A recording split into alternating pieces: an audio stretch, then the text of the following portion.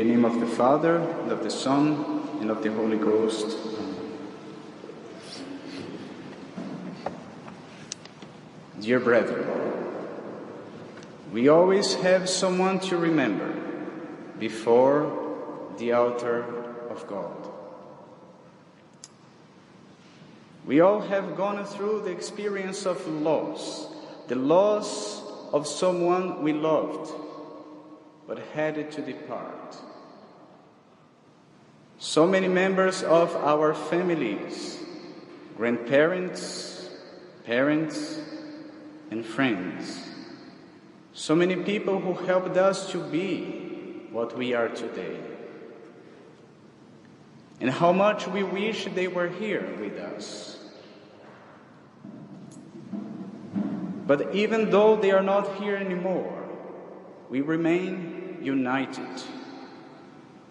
United by the bonds of the grace of God, which is like the spiritual blood that connects all the spiritual family of God, in heaven, on earth, and in purgatory. Even though we are in different places, even though we have different addresses, we remain one family. Heaven, earth, and purgatory. So we always have someone to remember before the altar of God. In the Holy Scriptures, it's written that nothing which is not pure can enter into the kingdom of heaven. No one can see the face of God unless he has been purified. And all the trials and the difficulties that we have to face here on earth serve for this end, to purify us. As the gold is purified by fire, we are purified by the tribulations we have to suffer. However, sometimes this purification is not completed here below. And then, in His mercy, God allows us to undertake a time of purification after death. And this is the purgatory.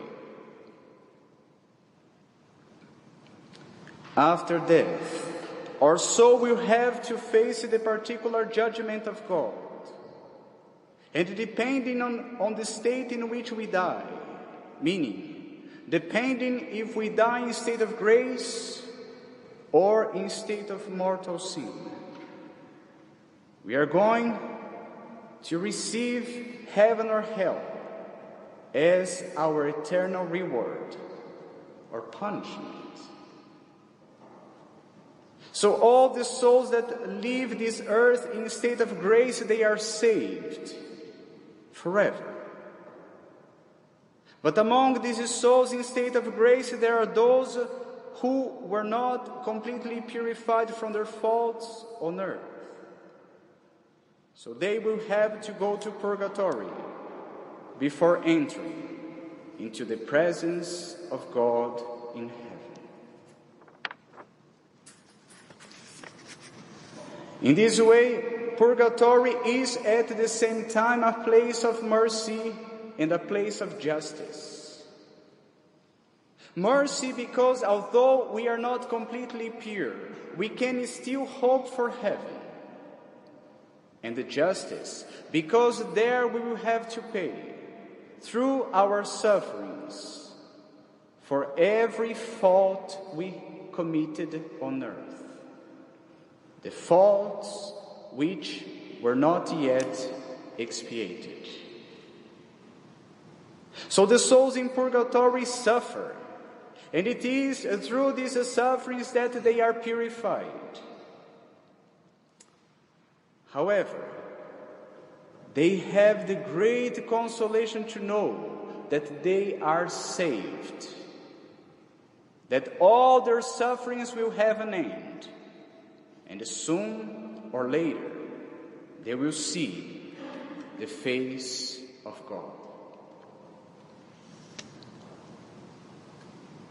My brethren, how many people that we know, how many people that we have known may be now detained in this prison? How many of our beloved ones are now in need of our help? And we can help them to leave sooner this place of suffering. Through our prayers and our sacrifices done on their behalf, we can help them to pay what they owe to the divine justice.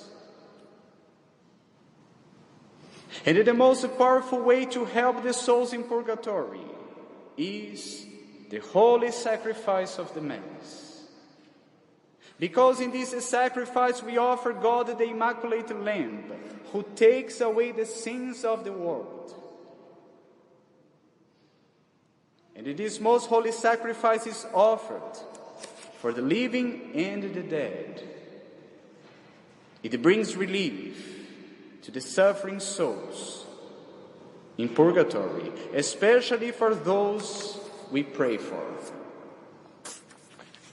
So please pray for your beloved ones during Mass. Yes, pray for them, and do not forget to ask your priests to pray for them as well.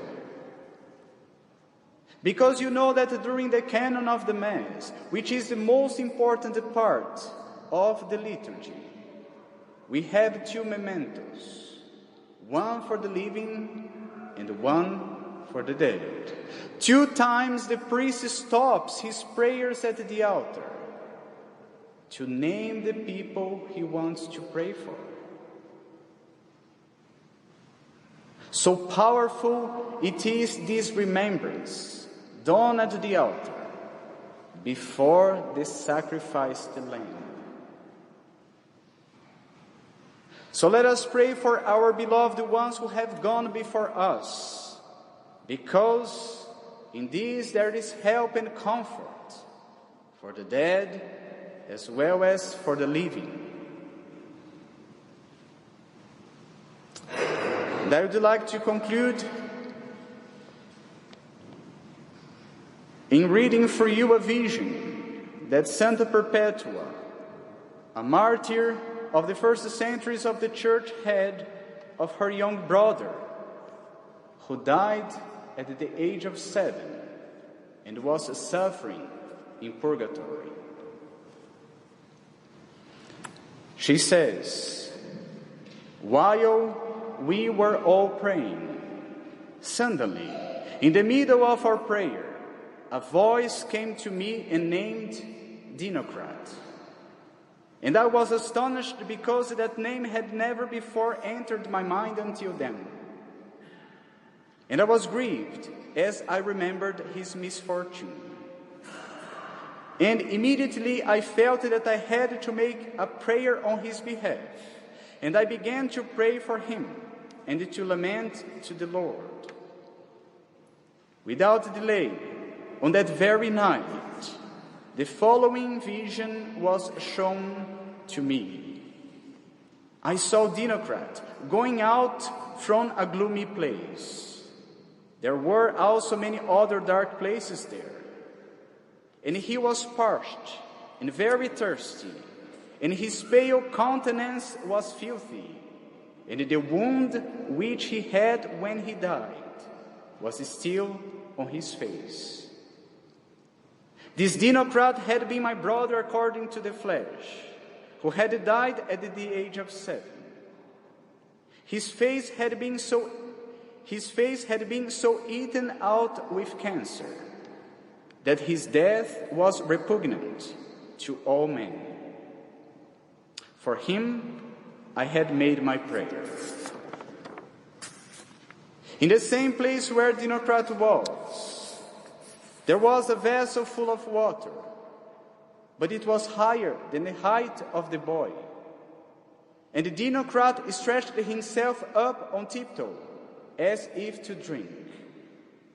And I was grieved because although the vessel held water, still because of its height he could not drink. And I was awakened, and knew that my brother was suffering. But I trusted that I could bring relief to his suffering. So I made my prayer for my brother day and night, with groans and tears. And some days later, the following was shown to me. I saw that same place which I had formerly seen, and Dinocrates, clean and well-dressed, was finding refreshment. And where the wound had once been, I now saw a scar. And the vessel which I had seen before, I now saw that it had been lowered, even to the boy's stomach. And he drew water from the vessel unceasingly. And on its top was a goblet filled with water. And the Dinocrates drew near and began to drink from it. And the goblet was never empty. And once he was satisfied, he began to play in the water, joyfully, after the manner of children. And then I understood by this image that he had been transported from the place of punishment. So, my brethren, let us pray for the poor souls in purgatory. It is an act of mercy. They are really poor. Let us pray for them, so that they may be delivered from their sufferings and be finally admitted to the unfathomable light of the kingdom of heaven. Amen. In the name of the Father, and of the Son, and of the Holy Ghost. Amen.